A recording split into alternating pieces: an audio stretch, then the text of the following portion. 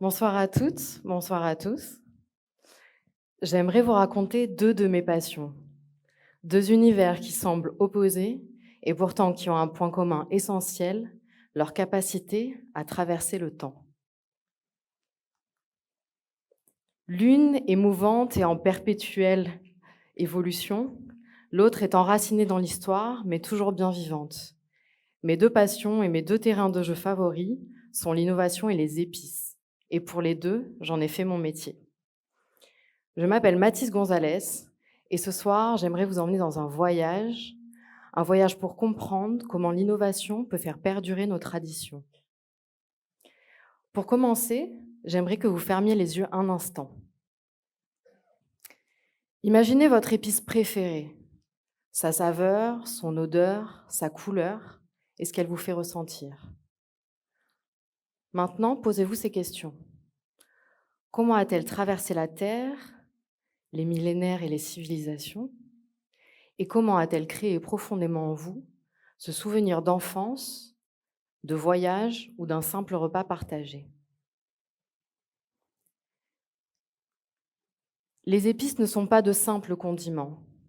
Ils ont façonné des civilisations, créé des routes commerciales et créé des liens culturels profonds entre les peuples du monde entier.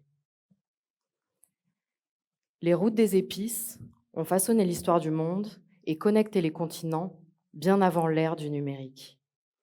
Et si nous aussi, nos traditions pouvaient survivre grâce à l'innovation, si l'innovation pouvait les faire perdurer dans le temps? C'est ce que je vous invite à explorer avec moi ce soir. Je vais vous raconter une histoire, l'histoire d'Edmond Albius. Nous sommes en 1841, dans une colonie au cœur de l'océan Indien, sur l'île Bourbon, aujourd'hui plus connue sous le nom de l'île de la Réunion. Des plants de vanille ont été rapportés du Mexique depuis plus de 20 ans, et pas une gousse de vanille n'a encore vu le jour. Ici, nous sommes confrontés à un problème botanique. En botanique, il y a une règle simple, pour beaucoup d'épices, sans pollinisateurs, rien ne pousse. C'est au cœur de ces plantations que le jeune Edmond observe la nature, réfléchit, et un jour, il a une idée aussi simple que révolutionnaire. Il se saisit d'une orchidée de vanille, soulève la membrane qui sépare les organes mâles et femelles, et il féconde la fleur. Depuis ce jour de 1841, la main de l'homme est devenue le pollinisateur universel de la vanille. Cette innovation a permis à la Réunion de devenir le plus grand producteur de vanille au monde et a permis à cette épice, la vanille, de s'exporter bien au-delà de ses terres natales. L'histoire d'Edmond m'interroge sur notre manière de visualiser l'innovation. Souvent, nous la réduisons à la technologie, cette technologie qui serait détenue par une poignée de génies. Mais l'innovation naît souvent de la contrainte, du besoin urgent de résoudre un problème. Elle est le fruit de l'ingéniosité, de l'observation, de l'expérimentation et de la relation entre l'homme avec les machines et avec son environnement. Justement, moi je viens de Bordeaux. Chez moi, il y a une tradition, elle est viticole. Et dans nos vignes, il y a des fléaux, des maladies, et notamment le mildiou, qui peut ravager des vignes en quelques jours.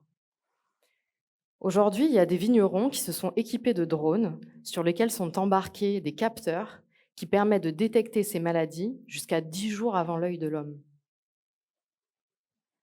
La technologie ne remplace pas le savoir-faire du vigneron. Elle le protège, elle lui permet de perdurer dans le temps, d'améliorer encore une fois son savoir-faire face à des menaces grandissantes. La technologie ne remplacera jamais tous ces savoir-faire.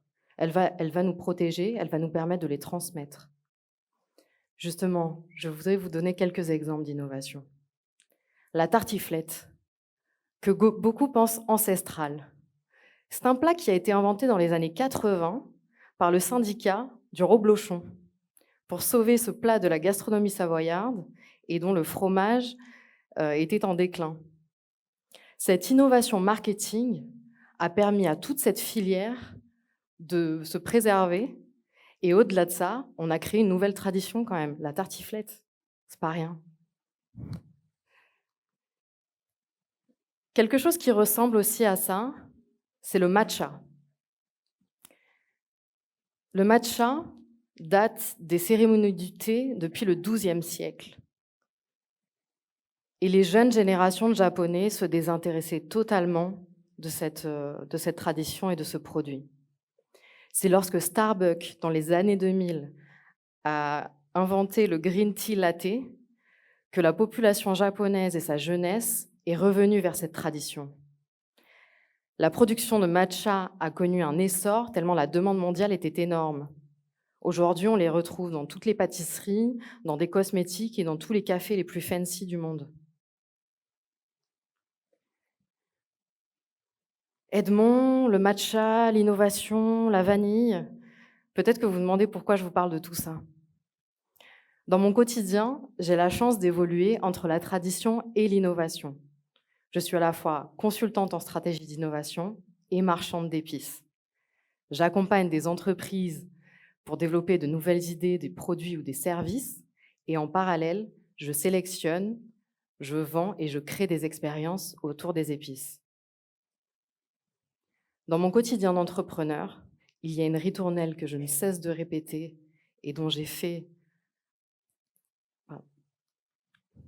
Ça, c'est ma vie, du coup. Pardon, je l'avais oublié. Il y a une ritournelle que je ne cesse de répéter et dont j'ai fait ma discipline. La Martinique est ta maison, le monde est ton terrain de jeu. Justement, je vous parlais précédemment du matcha. Il y a presque un an, jour pour jour, après des dizaines d'heures de vol, j'aperçois le soleil qui se lève sur le mont Fuji. J'atterris à Tokyo, au Japon. J'ai dans mes valises des gousses de vanille avec lesquelles je vais raconter mon histoire, cette histoire qui vous lie, vous et moi, un bout d'histoire de la Martinique. La Martinique et le Japon ont d'étonnants points communs. C'est une île volcanique, également soumise aux risques météorologiques, climatiques, sismiques. C'est aussi un endroit où la tradition est fortement ancrée dans le quotidien des gens. Et phénomène aussi rare qu'exceptionnel, nous faisons partie des 5 zones bleues, ces zones uniques au monde où la longévité est exceptionnelle. Au Japon, j'ai raconté la Martinique, l'histoire d'Edmond et de cette vanille, le fruit de cette connexion entre les peuples. Mais ce que j'aimerais vous raconter ce soir, c'est surtout ce que moi j'ai appris. La culture japonaise est passionnante, et notamment dans sa capacité à connecter la tradition Dento et l'innovation Kakushin. Les temples, Tokyo est un exemple parfait puisque les temples japonais sont coexistent harmonieusement avec les buildings ultramodernes. Et ils ont un concept absolument fascinant qui s'appelle Wakon-yosai. Influence occidentale, essence japonaise. Ce concept a permis au Japon d'absorber le meilleur de l'Occident tout en gardant toutes ses valeurs et toute sa culture. Ce concept repose sur 3 piliers. Le premier, adopter les technologies, les sciences qui sont utiles. Le second, c'est préserver la culture, les valeurs culturelles, esthétiques et spirituelles du pays. Et enfin, créer quelque chose de nouveau plutôt que d'imiter. En Martinique, pour moi, il y a quelque chose qui illustre le Wakon-yosai. C'est le jardin créole, fruit de l'intelligence des peuples qui se sont rencontrés, de l'ingéniosité née sous la contrainte et de cette universalité, de ce métissage. C'est au cœur des jardins créoles que j'en ai appris beaucoup plus sur les épices, comme le roucou, le piment ou la vanille. C'est au cœur de ces jardins que j'ai rencontré des artisans qui célèbrent cette culture en perpétuel mouvement. Selon moi, le jardin créole est un endroit où l'expérimentation est religion. Alors justement, si nous aussi, nous arrivions à faire coopérer la tradition et l'innovation, comme des alliés naturels. L'innovation ne prend racine que lorsqu'elle fait écho à une époque, à un problème. Et j'aimerais ce soir que vous réfléchissiez à ça, justement. Qu'est-ce que vous pouvez imaginer? Qu'est-ce que vous pouvez créer? J'aimerais ce soir vous avoir transmis un peu de mes passions, peut-être quelques anecdotes que vous allez raconter, et surtout l'envie profonde de transmettre ce qui vous est cher. J'aimerais sincèrement que vous soyez convaincus que vous aussi, avec vos légendes, vos récits et toutes vos histoires, vous êtes et resterez les gardiens modernes de vos traditions. Je vous remercie.